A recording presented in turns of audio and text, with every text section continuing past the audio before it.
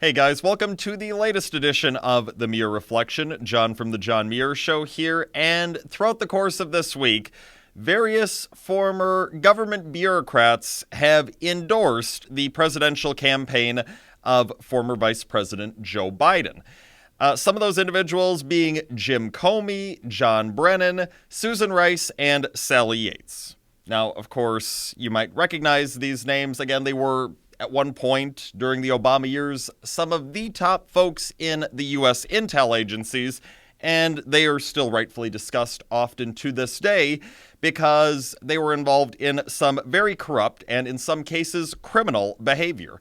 We're talking about some of the high-ranking employees in the Obama intel agencies that went acting in a corrupt and or criminal manner when it came to the later years of the Obama administration. You're talking about some of the people who were directly involved in lying to this nation's FISA courts, abusing this nation's FISA courts so that they could illegally spy on Donald Trump's campaign, specifically on Trump campaign manager Carter Page, not for legitimate reasons, but rather for totally partisan reasons, to gain some sort of a partisan advantage in the U.S. 2016 presidential election.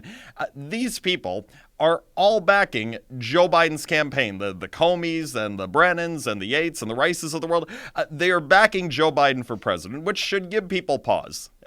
Whoever it is that these people are going to be backing, not surprisingly, it's Joe Biden. It should give people pause and say, okay, do I really want the person they're endorsing to be the next president of the United States? Because keep in mind, these are people who, when they were at the highest levels of our intel agencies in the United States, they were not doing their jobs properly. They were not doing their jobs as they were supposed to be doing them. Rather, these individuals were putting their own personal interests, their own political interests, ahead of doing their jobs of serving all U.S. citizens and trying to ensure the well-being of all U.S. citizens. So you're talking about people who have corrupted our government in the past, and if they get their way, if the guy that they want to be president, Joe Biden, who of course was the vice president of the United States under Barack Obama when all of this corruption, all of this criminality was taking place at the highest levels of our intel agencies, you could assume that these individuals who are friends with Biden would be rewarded in some way.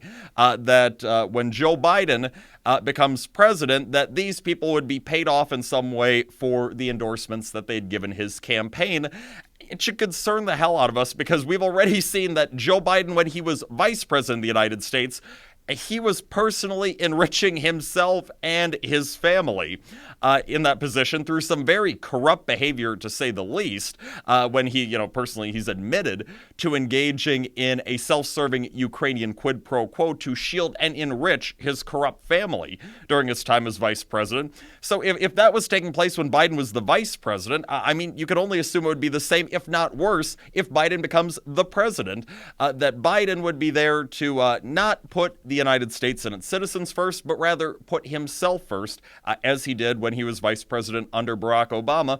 And it's very possible that not only Joe Biden would be personally enriching himself at the expense of the United States, it's very possible that some of these very powerful individuals like Jim Comey and John Brennan could be personally enriching themselves off a Biden presidency as well, if Biden surrounds himself with these people, which it's very possible that he might. So look, if you do not want to repeat all of the corruption, all of the criminality that we saw in our government, in our intel agencies during the Obama years, your best bet is probably to stay away from one candidate, Joe Biden.